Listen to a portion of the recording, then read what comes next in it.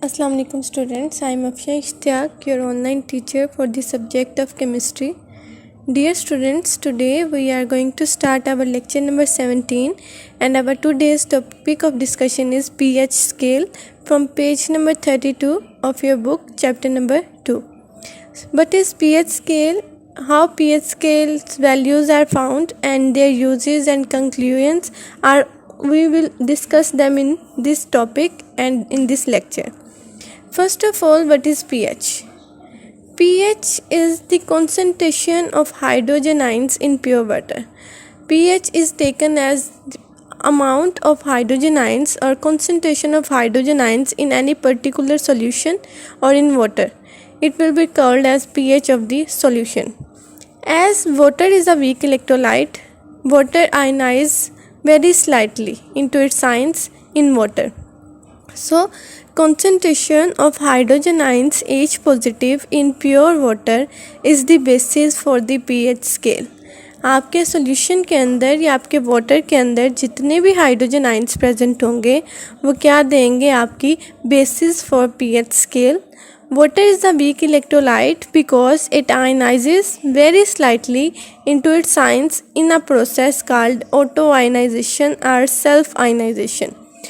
Water जो है वो किसी भी सॉल्यूशन में अगर हम ऐड करें तो वाटर जो है वो अपने आइंस में चेंज हो जाता है.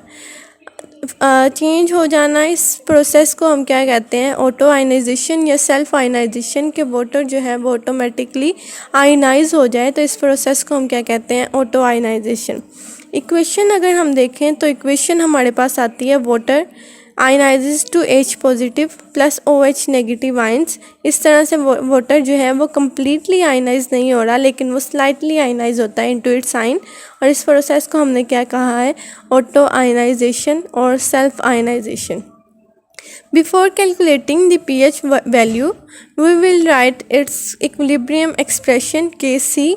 और Kc हम क्या लिखेंगे, हमने चैप्टर नंबर 1 में Kc लिखने को, इक्विलिब्रियम एक्सप्रेशंस लिखने को बहुत डिटेल के साथ डिस्कस किया हुआ है.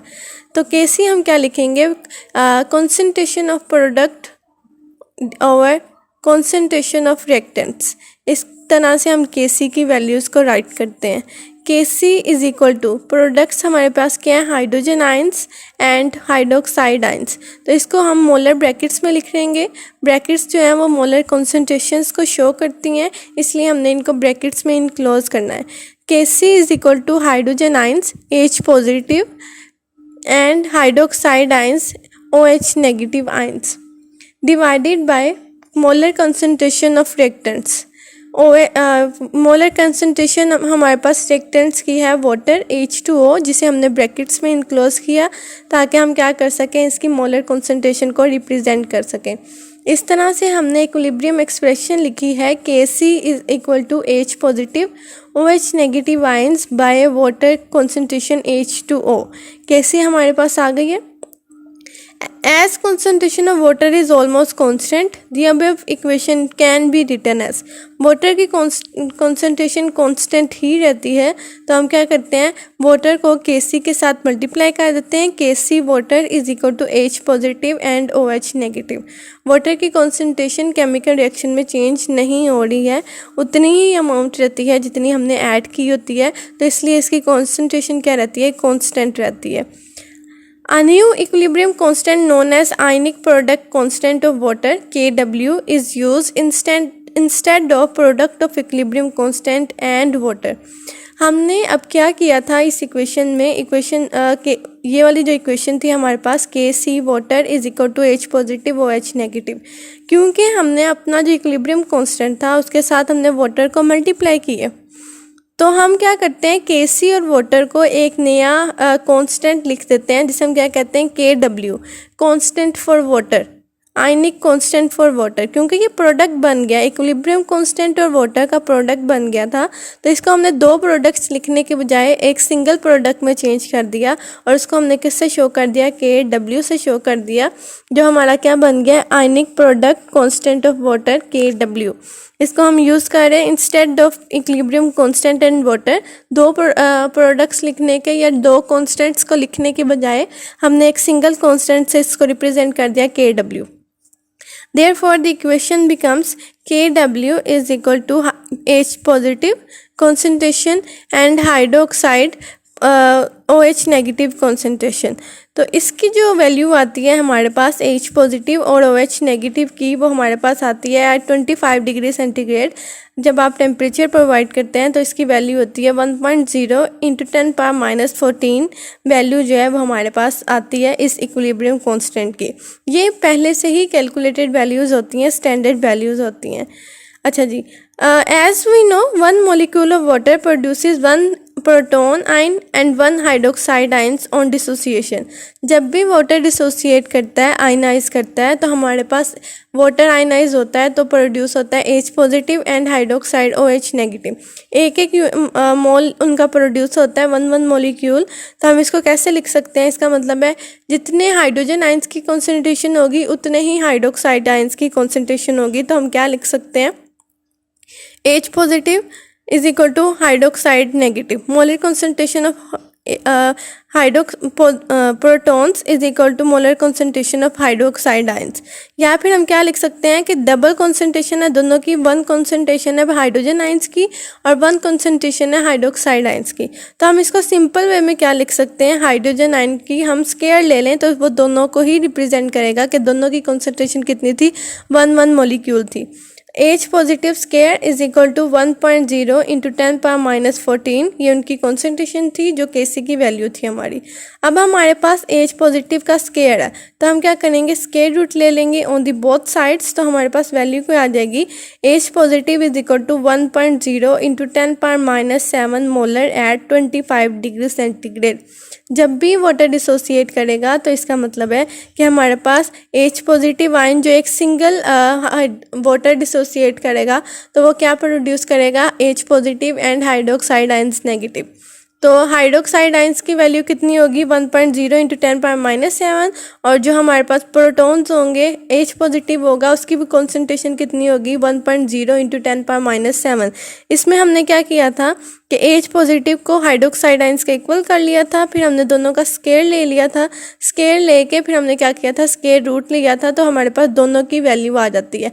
1.0 इंटू 10⁻⁷ हमारे पास H पॉजिटिव की कॉन्सेंट्रेशन है और 1.0 इंटू 10⁻⁷ हमारे पास OH नेगेटिव आयंस की कॉन्सेंट्रेशन है एट 25 डिग्री सेंटीग्रेड। इस तरह से हमने इनकी कॉन्सेंट्रेशंस को फाइंड कर लिया है।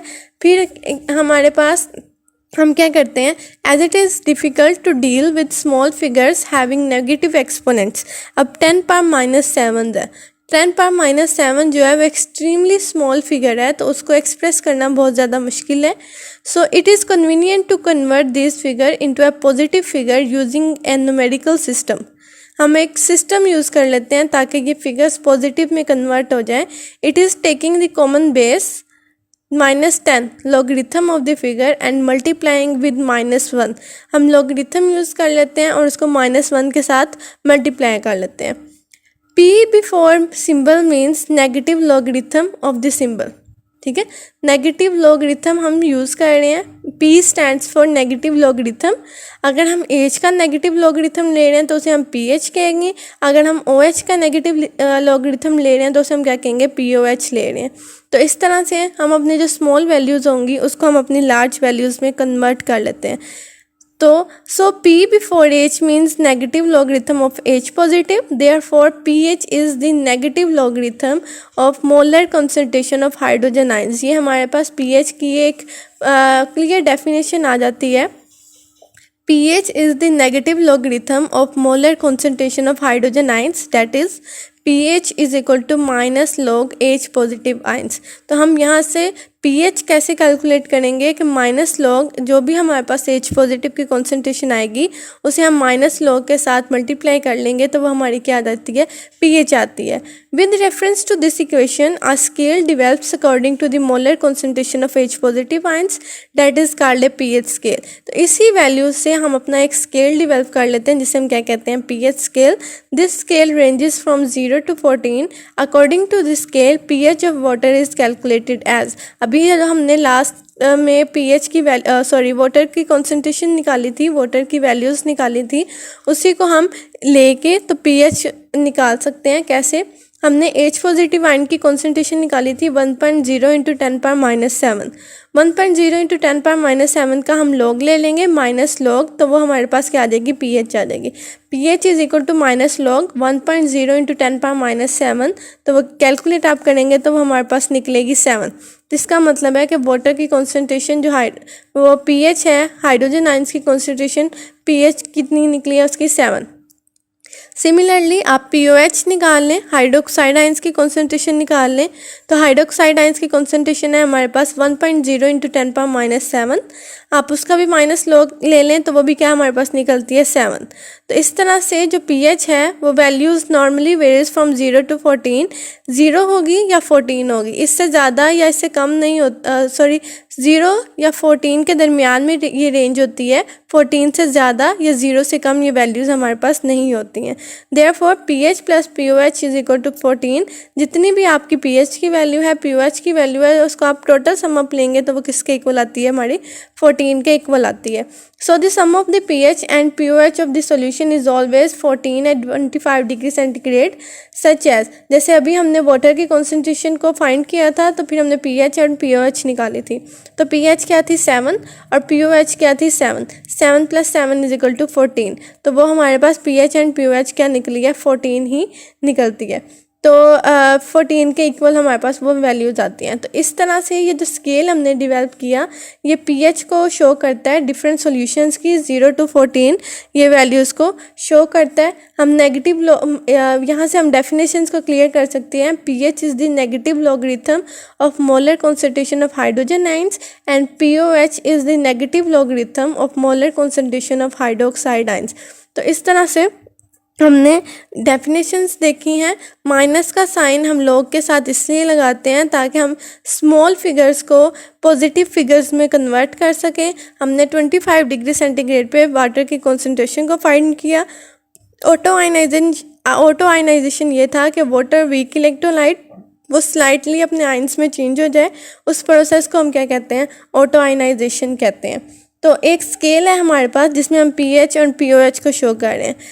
0, 1, 2, 3, 4, 5, 6, 7, 8, 9, 10, 11, 12 एंड 13 ये हमारा pH और POH स्केल को रिप्रेजेंट करता है। अगर वैल्यू हो आपकी 7 तो सॉल्यूशन क्या होगा, न्यूट्रल होगा। 7 वैल्यूज़ किसी भी सॉल्यूशन की वो क्या कह रहे हैं कि सॉल्यूशन क्या है, न्यूट्रल है। वो उसमें ना तो एसिडिटी है ना बेसिसिटी है। 7 से बिलो होगा 6, 5, 4, 3, 2, 1, 0, तो इसका मतलब है सॉल्यूशन क्या है, हाईली एसिडिक है। जब pH की वैल्यू कम होती है, 6 हो, 5 हो, 4 हो, 3 हो, तो सॉल्यूशन क्या होगा, हाईली एसिडिक होगा। अगर pH की वैल्यू रेंज ज़्यादा आ जाए, 9, 10, 11, 12, 13, 14, तो इसका मतलब है कि जो स्केल है वो हमारा बेसिसिटी की तरफ जा रहा है, बेसिक हो रहा है सॉल्यूशन हमारा। A solution of a compound of pH 7 or POH 7 is considered a neutral solution. Solution of pH less than 7 are acidic and more than 7 are basic. अगर pH 7 से कम होगी तो solution जो है वो एसिडिक होगा। अगर जो वैल्यू है वो 7 से ज़्यादा होगी तो सॉल्यूशन क्या होगा, वो बेसिक होगा। नेक्स्ट हमारे पास जो है वो हम देख रहे हैं कि जो pH scale is logarithm. A solution of pH 1 has 10 times higher concentration of pH than that of a solution of pH 2. pH 1 की वैल्यू ज़्यादा होती है than pH 2 100 times than that of solution of pH 3 and so on. जितनी pH ज़्यादा होगी solution क्या होगा, उतना ज़्यादा एसिडिक या बेसिसिटी कैरेक्टर्स को शो करेगा। तो यहाँ से हम कंक्लूड क्या करते हैं, pH of neutral solution is always 7। जो न्यूट्रल सॉल्यूशन है उनकी pH हमेशा 7 होती है। Acidic solutions have pH less than 7, basic solutions have value greater than 7। pH and POH are always equal to 0 to 14। इस रेंज में हमारे पास क्या आती है, वैल्यूज आती हैं। यूजेस हैं, it is use to determine acidic and basic nature, it is use to produce medicines, culture at microbial particular concentration, it is used to prepare solutions of required concentration। मतलब के uses ये हैं कि हम acidic और basic natures को find कर सकते हैं। हम मेडिसिन वगैरह के कितनी एसिडिटी में कौन सी मेडिसिन लेनी है उस रेंज में हम मेडिसिन प्रिपेयर कर सकते हैं। हम अपना जो लैब्स हैं उनके अंदर डिफरेंट सॉल्यूशंस प्रिपेयर कर सकते हैं। तो ये जो था ये हमारा आज का pH स्केल था जिसको हमने कवर किया है। असाइनमेंट क्वेश्चन नंबर 3 to 31 को आपने इस लेक्चर के लिए सॉल्व कर लेना है। Thank you.